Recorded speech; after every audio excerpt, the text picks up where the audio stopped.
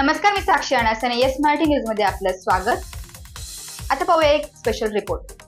लखमापूर तालुका दिंडोरी येथील हाणामारीचा व्हिडिओ नुकताच दिंडोरी तालुक्यात मोठ्या प्रमाणात व्हायरल झाला होता.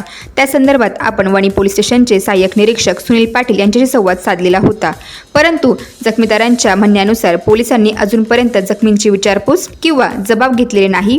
या प्रकरणी पोलिसांनी आर्थिक देवाणघेवाण केल्याचा आरोप व चर्चा तालुक्यात दबक्या आवाजात सुरू असून या गुंड प्रवृत्तीच्या लोकांना पोलीसच पाठीशी घालत आहे असा आरोप केला जात आहे. दरम्यान जखमींशी आपल्या प्रतिनिधींनी संवाद साधलेला आहे.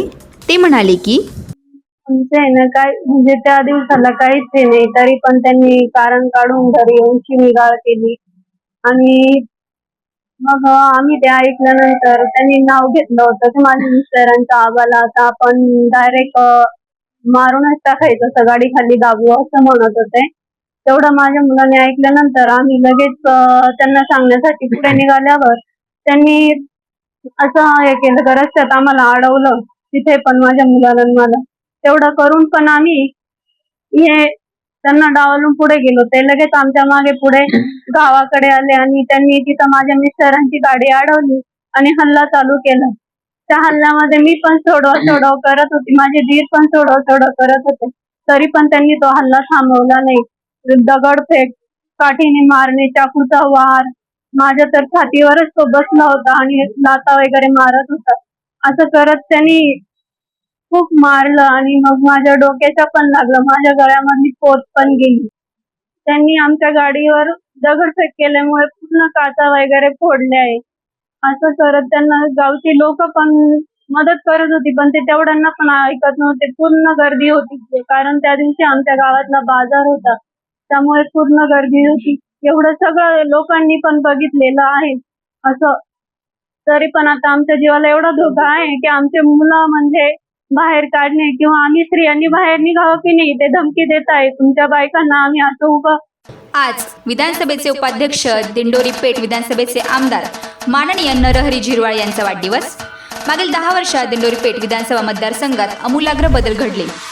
दिंडोरीत प्रामुख्याने पुढीलप्रमाणे कामे झालेली आहेत. यामध्ये सध्या अशी कामे आहेत की जी स्वातंत्र्य काळापासून झालेली नव्हती. तालुक्यातील शेत रस्त्यापासून ते हायवे पर्यंत होणाऱ्या रस्त्यांची कामे असो, तसेच दिंडोरी ते पिंपळगाव बसवंत रस्ता, जवळकी ते राजापूर रस्ता, खेडगाव ते भंडवड रस्ता, वलखेड फाटा ते निगडोळ चारोसा रस्ता, अकराळे ते चिंचबार रस्त्याचे काम देखील सुरू आहे. आणि या व्यतिरिक्त दिंडोरी येथे प्रांत कार्यालयाची इमारत बांधकाम पूर्ण, दिंडोरी येथील शासकीय विश्रामगृह बांधकाम पूर्ण, वणी येथील शासकीय विश्रामगृह बांधकाम पूर्ण, दिंडोरी येथील पोलीस ठाणे इमारत बांधकाम, दिंडोरी येथील पोलीस वसाहत बांधकाम प्रगतीपथावर, दिंडोरी तालुक्यातील आदिवासी औद्योगिक वसाहत मंजूर. वरील सर्व कामे ही नरहरी झिरवाळ यांच्या कारकिर्दीत करण्यात आली.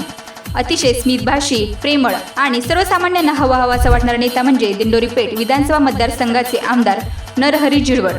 अशा या नेत्यास वाढदिवसानिमित्त कोटी कोटी शुभेच्छा. शुभेच्छुक दिंडोरी पेठ विधानसभेतील सर्व बंधू आणि भगिनी तसेच राष्ट्रवादी काँग्रेस पक्ष दिंडोरी.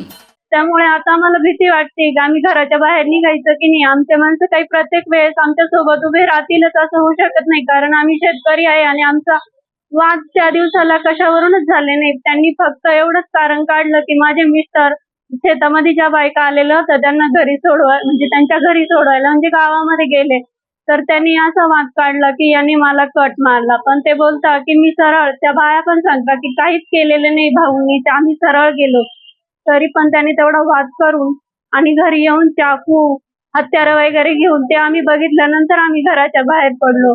त्यांच्या घरातल्यांनी पण त्यांनी आम्हाला तिथे घरी अशा धमक्या दिल्या की आम्ही आता यांना कसं बाहेर निघूनच देणार नाही. यांच्या बाया कशा बाहेर निघतात किंवा लहानले मुलं, यांचं इतकं त्यांनी आम्हाला त्रस्त केलंय की बाहेर निघावं का नाही, दहशत निर्माण केलीये की आम्ही आमच्या शेतामध्ये सुद्धा एकटे जाऊ शकत नाहीये असे करताय. आणि ते त्यांना सगळं म्हणजे पोलीस वगैरे पण आमची मदत करत नाही. की मागच्या वेळेस पण असाच हल्ला झाला होता, तेव्हा तर माझी नरडी दाबून माझ्या जावेला पण मारहाण केली होती, तरी पण त्यांनी कुठल्याच प्रकारचं आम्हाला प्रोटेक्शन दिलं नाही.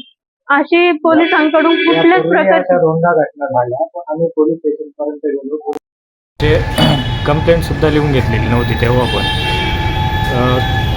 आणि त्यांना पोलिसांचा सपोर्ट असावा असा आमचा अंदाज आहे. आणि गावातले काही प्रतिष्ठित माणसंसुद्धा त्यांना तो सपोर्ट करतायत.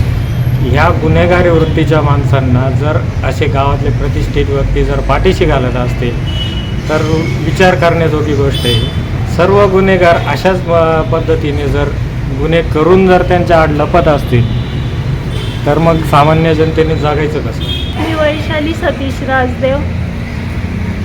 मी जितेंद्र भास्कर राजदेव. या प्रकरणी वणी पोलीस कारवाई का करत नाही म्हणून संशयाच्या भोवऱ्यात आहे. तसेच तक्रारदारांनी योग्य ती कलमे नोंदवून यांना जास्तीत जास्त शासन झाले पाहिजे अशी मागणी केलेली आहे. दरम्यान जखमींना आज सिव्हिल हॉस्पिटल नाशिक येथून डिस्चार्ज देण्यात आला. येस मराठीसाठी ब्युरो न्यूज नाशिक. अशाच प्रकारे ताज्या घडामोडींसाठी yes Marathi news YouTube channel share करा, सबस्क्राईब करा, लाईक करा आणि पाहत राहा येस मराठी न्यूज.